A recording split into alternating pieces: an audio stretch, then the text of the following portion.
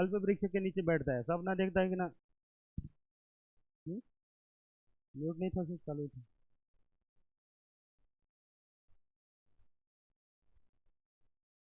पता नहीं आवाज तो आ रही थी ना बेटा। अरे सर आप भी। अच्छा क्लास था, अच्छा।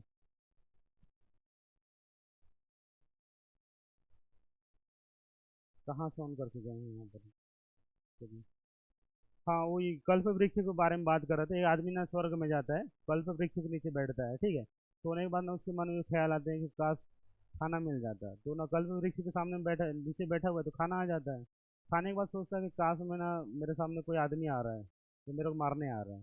तो एक आदमी आता है, उसको मारने आ जाता है, और उसका माइंड सोचता है कि ना वो आदमी मेरे को बहुत मार रहा है।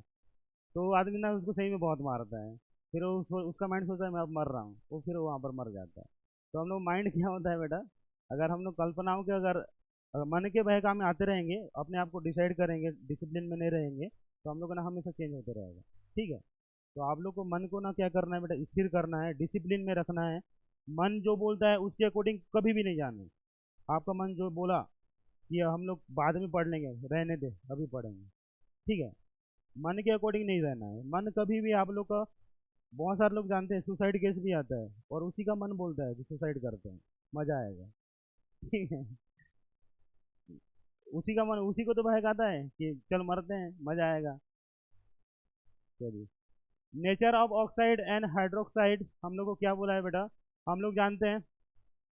हम लोग का हाइड्रोक्साइड बनेगा, एल्यूमिनियम का हाइड्रोक्साइड बनेगा। और ऑक्सीजन के साथ अगर हम लोग का बोरान फैमिली ऑक्साइड और हाइड्रोक्साइड के साथ रिएक्शन करेंगे, तो यहाँ पर बोरान ऑक्साइड और यहाँ पर क्या बनेगा बेटा, हाइड्रोक्साइड बनेगा। तो इनका नेचर क्या क्या होता है इसको समझना है, ठीक है। तो एलिमेंट्स हम लोग का बोरान है। बोरान हम लोग क्या मानते हैं बेटा, नॉन मेटल होता है। और नॉन मेटल के ऑक्साइड और हाइड्रोक्साइड कौन से नेचर के होते हैं बेटा, एसिडिक नेचर के होते हैं। और एसिडिक नेचर के होते हैं तो किसके साथ रिएक्शन करेंगे बेटा, बेस के साथ रिएक्शन करेंगे। तो सारे सारे बोरान के ऑक्साइड और हाइड्रोक्साइड किसके साथ रिएक्शन करते हैं बेटा, बेस के साथ रिएक्ट करते हैं, ठीक है। एल्यूमिनियम है, और एल्यूमिनियम का क्या होता है बेटा, ये एल्यूमिनियम हम लोग का कौन सा है, एम्फोटेरिक नेचर का है। कौन सा नेचर है बेटा, एम्फोटेरिक। एम्फोटेरिक मतलब क्या होता है, जो एसिड के साथ भी रिएक्ट करे और बेस के साथ भी रिएक्ट करे। मतलब क्या है, जो एसिडिक नेचर और बेसिक नेचर दोनों को शो करते हैं उसको हम लोग क्या बोलते हैं बेटा, एम्फोटेरिक नेचर, ठीक है। गैलियम भी सेम। गैलियम भी क्या होता है बेटा, एम्फोटेरिक नेचर का होता है।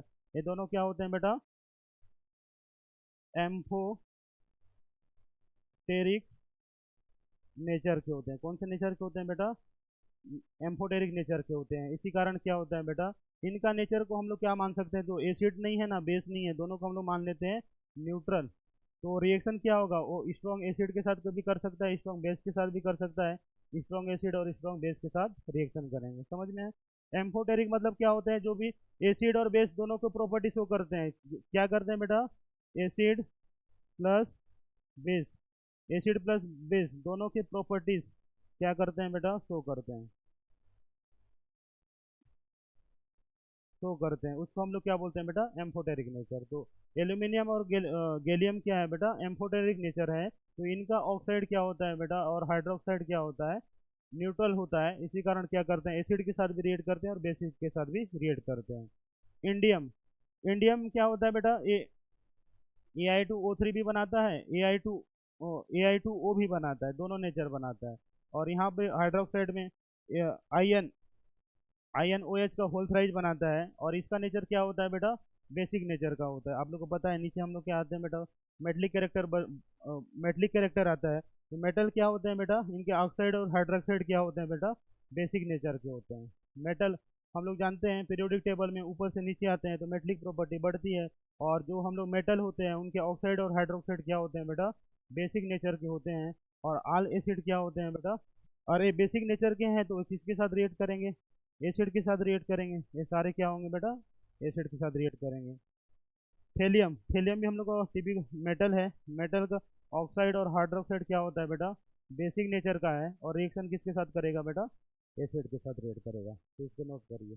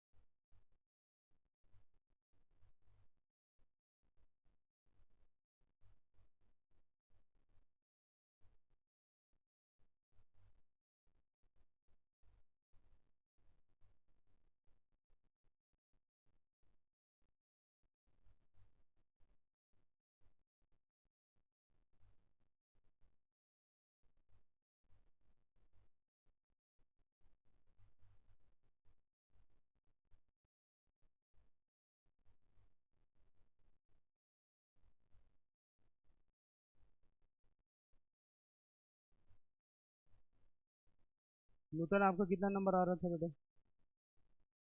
न्यूटन अभी का नाम है युक्ता। हाँ युक्ता। आपका कितना मार्क्स आया था पिछले बार?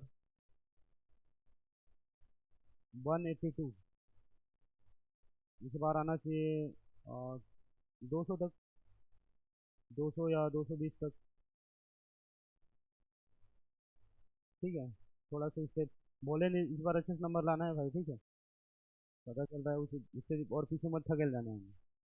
फिर बाद में बोला आप सर पढ़ाए हुआ है, आप जो पढ़ाए थे वो आया नहीं और मैं जो पढ़ा था वो दिखा नहीं। ठीक है। ऐसे ही बोलते हैं कि सर ने जो पढ़ाया था आया नहीं और मैंने जो पढ़ा था पेपर में दिखा ही नहीं, तो इसलिए पेपर हम लोग का बना नहीं।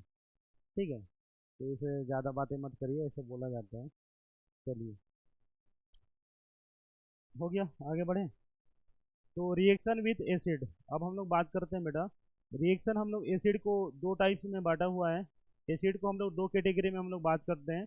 स्ट्रॉन्ग एसिड को हम लोग क्या करते हैं बेटा, दो कैटेगरी में डिवाइड किए हैं। एक होता है बेटा ऑक्सीडाइजिंग एसिड, एक को हम लोग क्या बोलते हैं बेटा ऑक्सीडाइजिंग एसिड, जिसको हम लोग ओ ए से डिनोट कर रहे हैं। और एक को क्या बोलते हैं बेटा नॉन ऑक्सीडाइजिंग एसिड। एक को बोलते हैं बेटा ऑक्सीडाइजिंग एसिड और एक को क्या बोलेंगे बेटा नॉन ऑक्सीडाइजिंग एसिड। ठीक है, तो यहाँ पर दिया हुआ है बेटा KMnO4। हम लोग को क्या दिया है बेटा, एक बार लाइन से लिख दे रहा हूँ, KMnO4। ठीक है, K2Cr2O7, K2Cr2O7। फिर हम लोग K2CrO4, K2CrO4 concentrated H2SO4, concentrated concentrated H2SO4। फिर बोला गया बेटा concentrated concentrated HNO3, concentrated HNO3। फिर डाइल्यूट HNO3, डाइल्यूट HNO3। फिर हम लोग को क्या है बेटा very dilute, very dilute, dilute HNO3।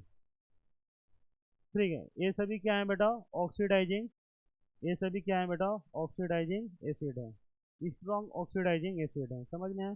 KMnO4, K2Cr2O7, K2CrO4, concentrated H2SO4, concentrated HNO3, dilute HNO3 और very dilute HNO3।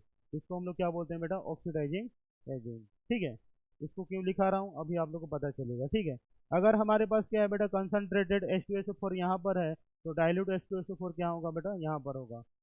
Non oxidising agent को हम लोग क्या बोलते हैं बेटा NOA से डिनोट करते हैं। और यहाँ पर क्या बताएगा बेटा डाइल्यूट H2SO4 है, कंसनट्रेटेड HCl और डाइल्यूट HCl दिखेगा, तो आप लोग क्या लिखना है बेटा नॉन ऑक्सीडाइजिंग एजेंट। ठीक है, इसको आप लोग क्या करेंगे बेटा नॉन ऑक्सीडाइजिंग एजेंट बोलेंगे। समझ में आया? ऑक्सीडाइजिंग एजेंट क्या होगा, हम लोग ने रिएक्शन विद एसिड, अगर हमारे पास बोरॉन फैमिली है, एसिड के साथ रिएक्शन करेगा, एसिड के साथ रिएक्शन करेगा, लेकिन आपको भी पता होना चाहिए कौन सा एसिड के साथ रिएक्शन करेगा और कौन सा कंपाउंड बनाएगा।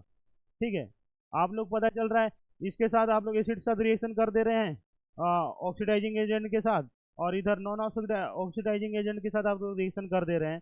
इधर का कंपाउंड अलग बनेगा, इधर का कंपाउंड अलग बनेगा। पता चल रहा है आप लोग उसी ये कोई भी एसिड ले रहे हैं कुछ भी कंपाउंड बना दे रहे हैं। तो आप लोग को पता होना चाहिए एसिड में भी बहुत सारे कैटेगराइज किया गया है।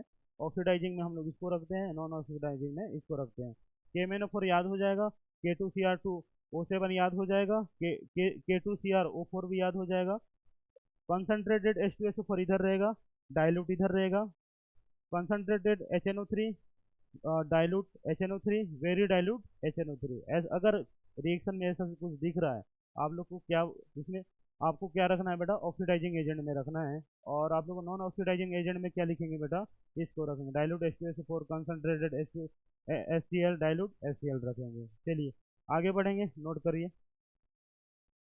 कुछ रिएक्शन देखेंगे तो आप लोग को समझ में आ जाएगा सर क्या बातें कर रहे हैं।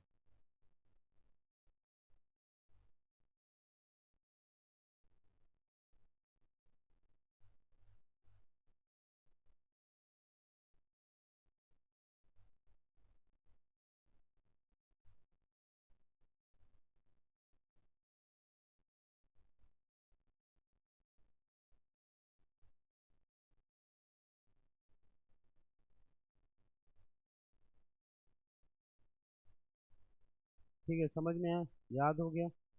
चलिए आगे बढ़ते हैं। यहाँ पर क्या दिया है बेटा, अगर हमारे पास एक एक कंपाउंड है और उसके साथ ऑक्सीडाइजिंग एजेंट काम कर रहा है, तो उससे क्या होगा बेटा, करस्पॉन्डिंग गैस बनेगा। उससे क्या बनेगा बेटा, करस्पॉन्डिंग गैस बनेगा। एक्स एक कंपाउंड है, उसके साथ नॉन ऑक्सीडाइजिंग एजेंट रिएक्ट कर रहा है, तो उसके साथ क्या निकलेगा बेटा, H2 गैस निकलेगा। करस्पॉन्डिंग गैस मतलब क्या होगा, देखिए यहाँ पर हमारे पास क्या है बेटा, ऑक्सीडाइजिंग एजेंट है कंसनट्रेटेड H2SO4।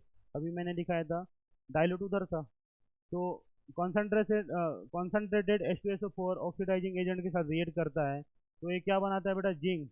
जिंक जिंक किसके साथ रिएक्ट कर रहा है बेटा, H2SO4 के साथ रिएक्ट करता है, तो SO4 का करस्पॉन्डिंग गैस क्या बनेगा बेटा, SO2 बनता है।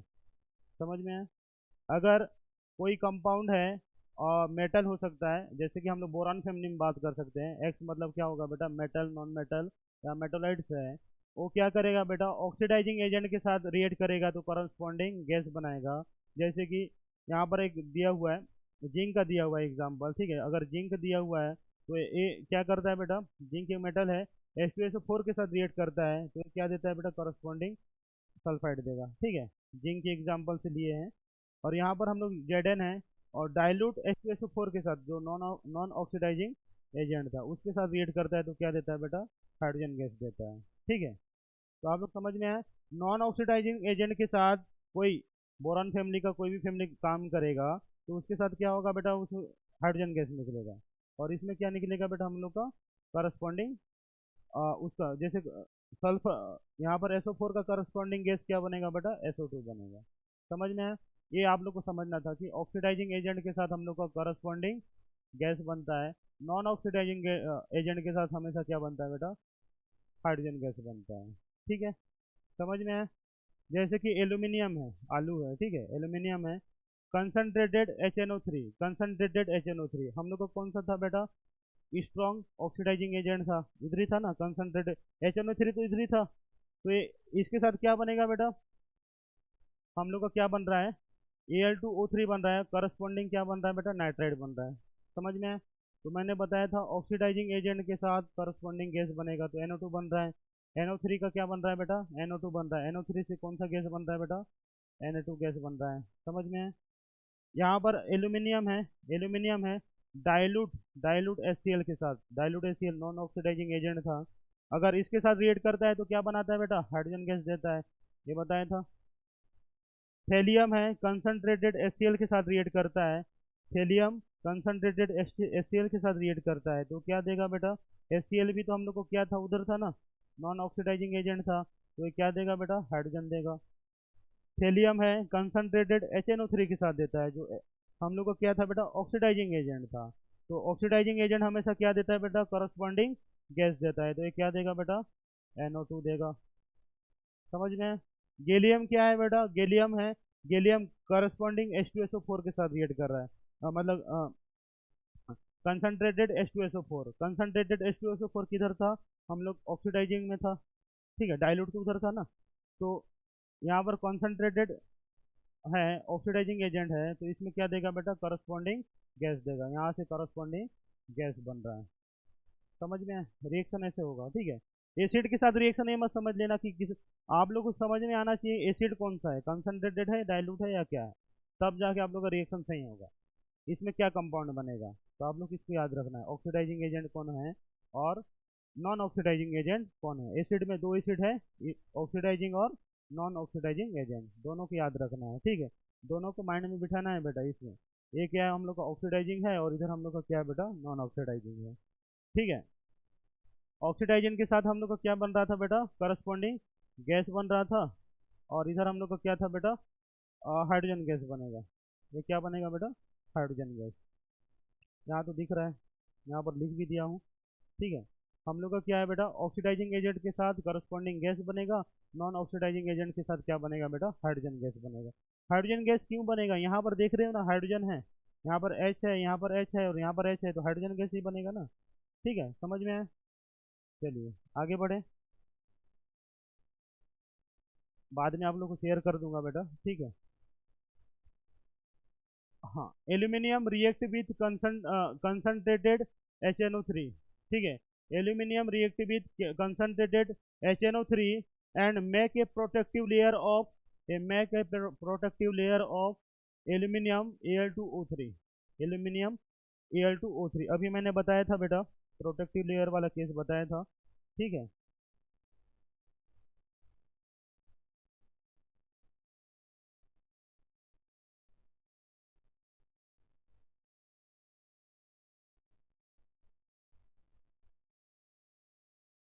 ये हमारे पास क्या है बेटा, एल्यूमिनियम है, ठीक है।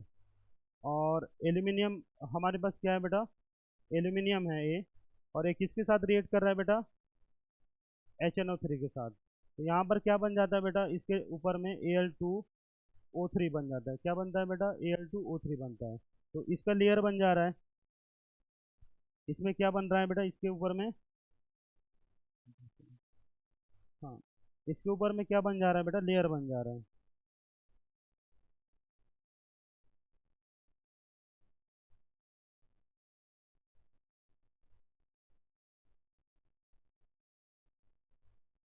मान के चलिए ये ऊपर में क्या है बेटा, लेयर है इसमें,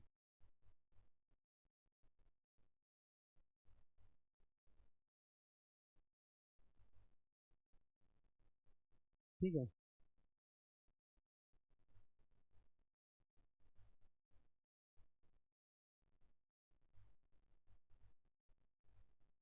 तो यहाँ पर क्या है बेटा, एल्यूमिनियम है और HNO3 के साथ रिएक्ट करता है, तो यहाँ पर क्या बन जाता है बेटा, Al2O3 का क्या बनता है बेटा, लेयर बन जाता है, ठीक है। यहाँ तक समझ में है। एल्यूमिनियम है और HNO3 के साथ रिएक्ट कर रहा है। यहाँ पर बोला है aluminium react with concentrate HNO3 and make a protective layer of Al2O3 on surface, that why react reaction stop. इसके बाद क्या होता है बेटा, एल्यूमिनियम का रिएक्शन क्या हो जाता है बेटा, रिएक्शन क्या हो जाता है बेटा, स्टॉप हो जाता है। रिएक्शन क्या होता है बेटा, stop. And now we can say the does not react with concentrated HNO3। इसके बाद क्या होता है, रिएक्शन स्टेट हो जाता है। तो does not react with does not react with HNO3, concentrated HNO3। मतलब क्या होता है बेटा, जैसे HNO3 रिएक्ट कर लेता है, लेयर बन जाता है Al2O3 का। इसके बाद एल्यूमिनियम क्या होता है, मतलब हम लोग का एल्यूमिनियम HNO3 के साथ रिएक्ट नहीं करता है, क्योंकि वो क्या हो जाता है बेटा, इसका रिएक्शन स्टॉप हो जाता है और does not react with HNO3। समझ में है, समझ में आया। इसको हम लोग क्या बोलते हैं बेटा, प्रोटेक्टिव लेयर। इसको हम लोग क्या बोलते हैं बेटा, प्रोटेक्टिव प्रोटेक्टिव लेयर। इसको हम लोग क्या बोलते हैं बेटा, प्रोटेक्टिव लेयर। तो समझ में आया। एल्यूमिनियम के ऊपर में एल्यूमिनियम ऑक्साइड का प्रोटेक्टिव लेयर बन जाता है, इसी के कारण फिर से एल्यूमिनियम HNO3 के साथ रिएक्शन नहीं करता है। समझ में आया, ऐसा रीजन के क्वेश्चन भी आते हैं।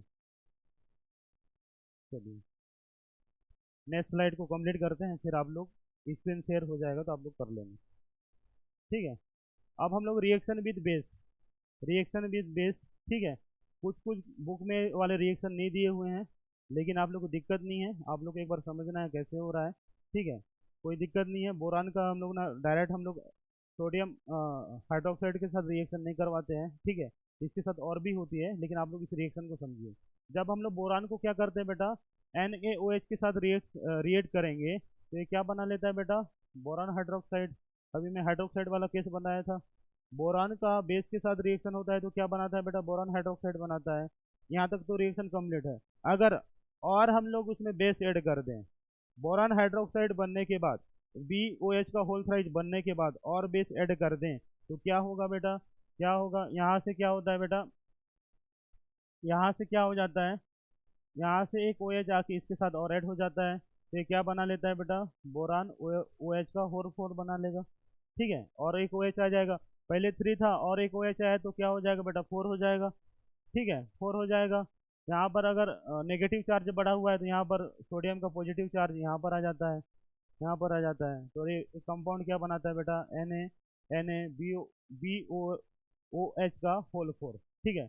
और इसको हम लोग कैसे लिख सकते हैं बेटा, NaBO2 2H2O, NaBO2 2H2O। जैसे कि हमारे पास क्या है बेटा, 4H है, हमारे पास क्या है बेटा, 4H है, तो हम लोग क्या लिख सकते हैं बेटा, 2H2O। मतलब कितना हो गया, 4H हो गया, हाइड्रोजन कितना होगा बेटा, 4। ऑक्सीजन कितना हो गया बेटा हम लोग का? दो। दो बचा हुआ है यहाँ से ऑक्सीजन, दो ऑक्सीजन बचा हुआ है, एक इसके साथ रिएक्ट कर लेता है बेटा, BO2 बना लेता है। समझ में आया? रिएक्शन कैसे हो रहा है समझ में आया? हमारे पास क्या है बेटा, यहाँ पर बोरान है, बेस के साथ रिएक्ट करता है, बोरान हाइड्रोक्साइड बनाता है, और उसमें और हम लोग बेस ऐड करते हैं, तो यहाँ का एक OH क्या होता है, इस OH में ऐड हो जाता है, तो OH का होल 4 बन जाएगा, BOOH का होल 4, और यहाँ पर सोडियम आके इसके सामने में ऐड हो जाता है। ठीक है, अब क्या हो सकते हैं हम लोग, OH को हम लोग कैसे लिख सकते हैं बेटा, OH, OH 4OH को हम लोग क्या लिख सकते हैं बेटा, 2H2O लिख सकते हैं। तो यहाँ पर 4 हाइड्रोजन है, इसमें 4 हाइड्रोजन है, 2 ऑक्सीजन है, 2 ऑक्सीजन बचा हुआ है, बोरान के साथ रिएक्ट कर लेता है, BO2 बना लेता है। ठीक है, सोडियम, BO2 और 2H2O, इसको हम लोग क्या बोलते हैं बेटा, सोडियम मेटाबोरेट। इसको हम लोग क्या बोलते हैं बेटा, सोडियम मेटाबोरेट। इसका नाम क्या है बेटा, सोडियम मेटाबोरेट। ठीक है, सेम सेम रिएक्शन होगा, एल्यूमिनियम का बेस के साथ रिएक्शन होगा, एल्यूमिनियम का बेस के साथ रिएक्शन होगा, तो ये क्या बनाएगा बेटा, एल्यूमिनियम हाइड्रोक्साइड बनाएगा।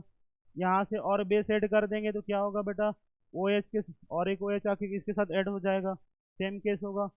और यहाँ पर 4OH है, तो इसको हम लोग 2H2O और O2 लिख सकते हैं। 4H जहाँ पर भी दिखेगा, 4OH माइनस दिखेगा, इसका मतलब क्या है बेटा, 2H2O प्लस O2 होता है। ठीक है, 4H मतलब क्या होता है, जैसे कि यहाँ पर ऑक्सीजन कितना है बेटा, 4, और हाइड्रोजन कितना है बेटा, 4, तो इधर भी देखते हैं, हाइड्रोजन कितना है बेटा हमारे पास, 4 है, ऑक्सीजन कितना है, यहाँ से 2 और यहाँ का 2, 4। रिएक्शन कंप्लीट है ना, दोनों साइड बैलेंस है। तो 4OH माइनस मतलब क्या होता है बेटा, 2H2O और O2, तो यहाँ पर वही बन रहा है। हम लोग क्या है बेटा, OH4 लिख सकते हैं, तो इसको क्या लिख सकते हैं बेटा, 2H2O, O2। एल्यूमिनियम है, एल्यूमिनियम, सोडियम है, सोडियम, इसको हम लोग क्या बोलते हैं बेटा, सोडियम मेटा एल्यूमिनेट। इसका नाम क्या होगा बेटा, सोडियम मेटा एल्यूमिनेट। गैलियम के साथ भी सेम रिएक्शन होगा, गैलियम है, बेस के साथ रिएक्शन करता है, तो गैलियम हाइड्रोक्साइड बनाता है, और हाइड्रोक्साइड ऐड करते हैं, तो ये क्या बनाता है बेटा, सोडियम मेटा गैलेट। क्या बनाता है बेटा, sodium Meta gallate, sodium Meta gallate. इस प्रकार से रिएक्शन कंप्लीट करते हैं। ठीक है, जहाँ पर भी आप लोग का OH माइनस दिख रहा है, 4OH माइनस दिख रहा है, इसका मतलब क्या है बेटा, 2H2O और O2। ठीक है, यहाँ का रिएक्शन मैंने डायरेक्ट डायरेक्ट लिए हैं। ठीक है, डायरेक्ट लिए हैं, एनसीईआरटी की बुक में थोड़ा सा टिपिकल रिएक्शन दिया हुआ है। ठीक है, तो मैंने इसको समझाने के लिए ऐसा बनता है, तो आप लोग डायरेक्ट ये पूछेगा ना, गैलियम अगर बेस के साथ रिएक्शन होगा तो क्या बना सकता है, ऐसा क्वेश्चन आएगा, तो आपको क्या होगा बेटा, सोडियम मेटाबोरेट आ जाएगा, गैलियम सोडियम मेटागेलेट आ जाएगा। एल्यूमिनियम बोरान का बेस के साथ रिएक्शन होगा तो क्या बोल सकते हैं, सोडियम मेटाबोरेट बोलेंगे। ऐसा तो रिएक्शन तो नहीं पूछेगा आप लोग को। चलो बोले नहीं, रिएक्शन को कंप्लीट करो, एग्जाम में ऐसा आएगा क्या, नहीं। आपको क्या होगा बेटा, बोरान बोलेगा, बोरान का बेस के साथ रिएक्शन रिएक्शन होता है तो कौन से कंपाउंड बन सकते हैं, आपको याद होना चाहिए, सोडियम मेटाबोरेट बन सकता है, बोरान के साथ होगा तो एल्यूमिनियम के साथ सोडियम मेटा एल्यूमिनेट, और गैलियम के साथ सोडियम मेटा एल्यूमिनेट, तो ऐसा याद होना चाहिए। ठीक है, हम लोग आएंगे एनसीईआरटी के रिएक्शन में भी आएंगे। ठीक है, पहले आप लोग समझ लें रिएक्शन कैसे हो रहा है, हेल्ड कैसे हो रहा है, इसको समझ में गए आ गया तो वहाँ के रिएक्शन को हम लोग अच्छे से कर लेंगे। ठीक है, रिएक्शन को समझना जरूरी था बेटा आज का। ठीक है, आज का टॉपिक में रिएक्शन कैसे बन रहा है, क्या हो रहा है, किससे क्या बन रहा है, इसको समझना जरूरी था। फिर हम लोग एनसीईआरटी में आएंगे तो उसको हम लोग निपटाएंगे अच्छे से। ठीक है, बहुत सारे एनसीईआरटी का हम लोग मैक्सिमम पोर्शन को कंप्लीट कर लिए हैं, थोड़ा सा बचा हुआ है, इसका कंपाउंड्स के बारे में पढ़ना है, बोरान के कंपाउंड बहुत सारे हैं। ठीक है, चलिए यहाँ तक कंप्लीट है, सभी को समझ में आया। चलिए, आज हमने क्या क्या पढ़ा, यहाँ से स्टार्ट किए थे। ठीक है, ठीक है, यहाँ पर हम लोग ना, आप लोग बुक में कर लेंगे बेटा, बालिका नहीं है। ठीक है, बालिका नॉन मेटल है, मेटलॉइड नहीं है। ठीक है, सीता सीता तो मेटोलाइट है, गीता भी मेटोलाइट है, ऐश्वर्या है, और सब बीमार है, और सब आते हैं, और ट्यूशन ट्यूशन तो है ही, और मेडिकोस पॉइंट। ठीक है, मेडिकोस यहाँ लिख लेना बेटा, मेडिकोस पॉइंट। ठीक है, सब लोग कहाँ आते हैं बेटा, मेडिकोस पॉइंट में ट्यूशन आते हैं, इसको याद कर लेना। बालिका, सीता, गीता, ऐश्वर्या सब ट्यूशन मेडिकोस पॉइंट में आते हैं। तो आप लोग को ये आप लोग को जिगजैग फॉर्म में मतलब मेटोलाइट से याद होना चाहिए बेटा, ठीक है। अगर हम लोग बोरान फैमिली या पी ब्लॉक पढ़ रहे हैं तो मेटोलाइट्स बहुत बड़ा इंपॉर्टेंट रोल प्ले करता है, ठीक है। एफ सेक्शन में पूछा जाता है, इसमें पूछेंगे कौन सा है, ठीक है। तो आप लोग इस ट्रिक्स को बना के याद रखेंगे, सारे ट्रिक्स याद कर लो बेटा। जैसे कि अभी लगता है कि हम लोग को कुछ काम का नहीं है, ठीक है। हम लोग तो बोरान नाइट्रोजन ऐसे याद कर लेंगे, जब एग्जाम में बैठते हैं ना वो सिट्टी पिट्टी गुल हो जाते हैं। और क्या है इसमें, गैलियम आएगा, इसमें गाजर था, आलू था, ऐसा। तो आप लोग क्या करेंगे, मैं जो ट्रिक बताया हूँ, जैसे बैंगन आलू गाजर इन थैला, काशी शिमला गए सब पंडित, ओल्ड स्टाइल से चाय पियो, नेहा प्रिया ऐश्वर्या सब बीमार, और फिर कल बाहर आई आंटी, हिना नीना ऐश्वर्या करीना के एक्सरे रंगीन, ऐसे याद करेंगे तो आप लोग को याद हो जाएगा, ठीक है। जब हम लोग डी ब्लॉक और एफ ब्लॉक आएंगे उसका भी ट्रिक बताऊंगा। आप लोग पीडब्ल्यू का कोई कोई देखते होंगे, वहाँ के बच्चे लोग जाके पीरियोडिक टेबल बना रहे हैं, कैसे बना रहे हैं वही सब पता है उन लोगों को, वही ट्रिक पता है, ठीक है। उन लोगों को सारे ट्रिक बताए गए हैं, ट्रिक से ही बनता है। अगर आप लोग को क्या करना है बेटा, इनऑर्गेनिक स्ट्रॉन्ग करना है तो आप लोग को ट्रिक आना चाहिए, ट्रिक आना चाहिए, एक्सेप्शन याद करना है उसके लिए नया ट्रिक्स होना चाहिए। सारे का मैं ट्रिक्स बताऊंगा, सारे का निमोनिक्स बताऊंगा, कहाँ कहाँ पर याद करना है, ठीक है। तो हम लोग ट्रिक लोग को लिखते जाएंगे और सारे को याद करते जाएंगे। चलिए, आज की क्लास यहीं पर मिलते हैं अगली क्लास में और नेक्स्ट टेस्ट में, ठीक है। और सभी लोग टेस्ट के लिए बहुत अच्छे से तैयारी करके आएंगे बेटा, पैनिक नहीं होंगे, तैयारी नहीं हुआ है तो कोई बात नहीं, और नहीं बन रहा है तो कोई बात नहीं। आप लोग हमेशा क्या रखेंगे बेटा, अपने आप को पॉजिटिव रखेंगे, ठीक है। हमेशा आप लोग अपने आप को ना पॉजिटिव रखिए बेटा, नेगेटिव में नहीं रखना है। नेगेटिव में रखने से ना हम लोग क्या करते हैं बेटा, हम लोग सोचते हैं कि हम लोग नेगेटिव फील करेंगे, सामने वाला हम लोग को सोचेगा कि उसमें कुछ प्रॉब्लम है, और हम लोग को क्या करेगा बेटा, सिंपैथी करेगा, मतलब सिंपैथी देगा कि क्या हुआ, प्रॉब्लम क्या है, तबीयत कैसे खराब हुआ। तो हम लोग सोचते हैं कि वो लोग हम लोग का केयर कर रहे हैं, ये तो बात सही है, केयर करते हैं, ठीक है। लेकिन हम लोग ना अपने आप को ना ट्रीट करते हैं कि हम लोग बाकी लोग से कमज़ोर हैं, ठीक है। अपना कमजोरी को आप लोग को किसी को बताना नहीं है, आप लोग को नहीं आ रहा है ना तब भी आप लोग को ना इतना स्ट्रॉन्ग से आप लोग को ना पेपर अटेम्प्ट करना है कि आपको लगे कि उसको आता था, ठीक है। अपने आप को कमज़ोर मत बनाना, और मोटिवेशन को लॉस नहीं करना है, और बाकी लोग से कंपेयर नहीं करना है, और बाकी लोग से अपने मन के अकॉर्डिंग आप लोग को नहीं चलना है। अपना जो भी करने का बोला जाता है ना, जो भी करने का मन कर रहा है अपने मन के अकॉर्डिंग करो, मन के लिए जिया नहीं तो किसके लिए जिया, ठीक है। तो ऐसा बोलते हैं, मन के लिए जियोगे ना ना बेटा कुछ नहीं बन पाओगे। और आजकल सभी लोग को बताया जा रहा है कि थोड़ा बहुत सेक्रीफाइस करो बेटा, ठीक है। अभी ठंडी का मौसम आ गया है, बहुत अच्छा मौसम होता है इस बीच में पढ़ने के लिए, और बहुत सारे बच्चे ना बहुत खतरनाक तरीके से पढ़ते हैं। ये मौसम ऐसा है बेटा, इसमें ना ठंडी लगती है ना गर्मी लगती है, मीडियम रहता है, और जहाँ पर बैठते हैं वहाँ पर याद भी अच्छा होता है, ठीक है। तो आप लोग अभी सितंबर अक्टूबर नवंबर दिसंबर 3 महीना है, आप लोग का गेम चेंज करना है कि आप लोग को नीट सिलेक्शन लेना है नहीं लेना है।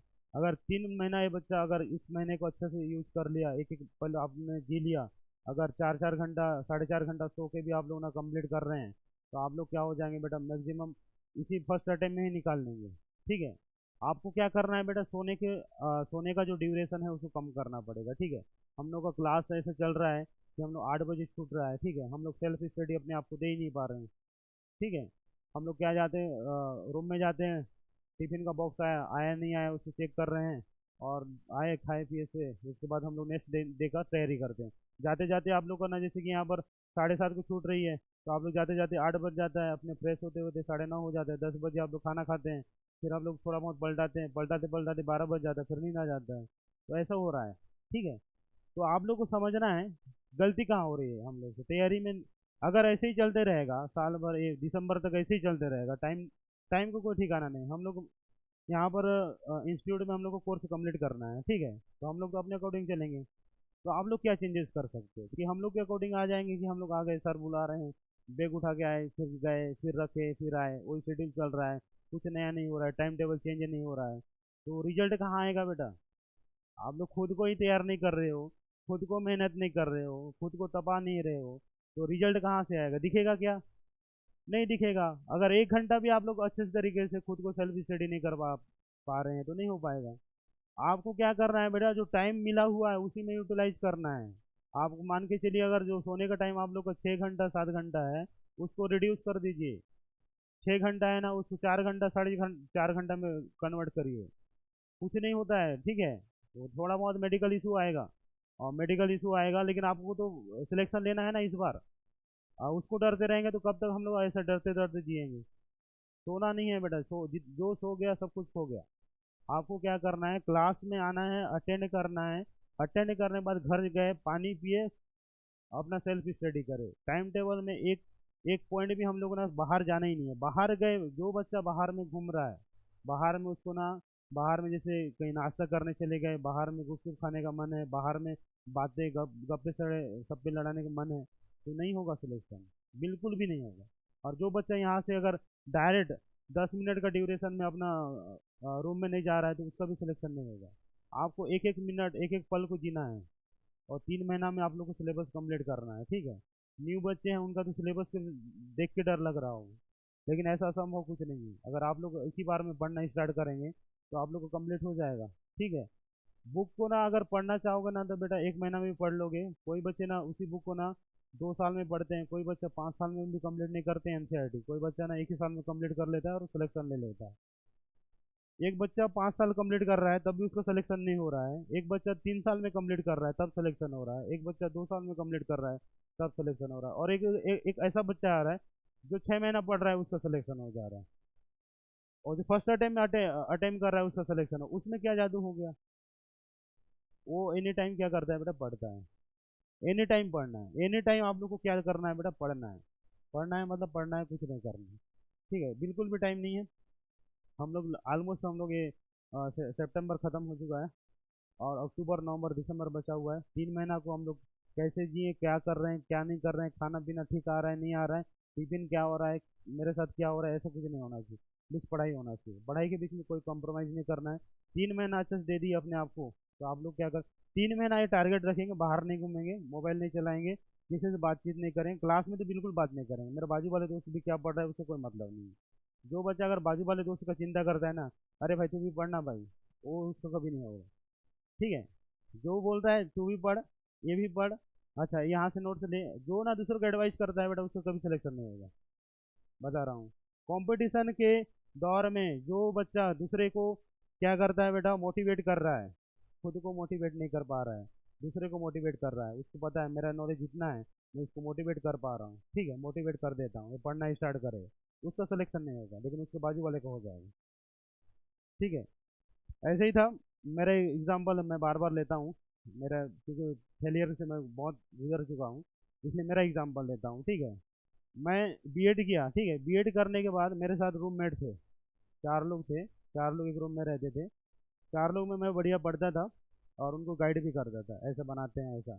ऑनलाइन एग्जाम होता था तब भी मैं आंसर वगैरह सब कुछ बताता था, मैं ऐसा लिख रहा हूँ तो यहाँ से देख, मैं यहाँ से कंटेंट लिया तो भी लिख, साथ में लिखते थे। बीएड तक एग्जाम में ना मैं बढ़िया था, सबका बढ़िया था।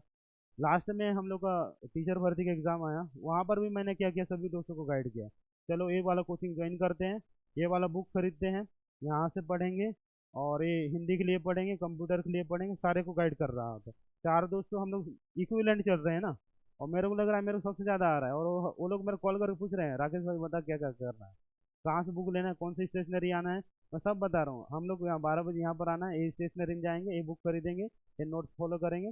फिर हम लोग को तैयारी का दौर आ गया, नोट्स हो गया, कोचिंग ज्वाइन कर लिए सारे।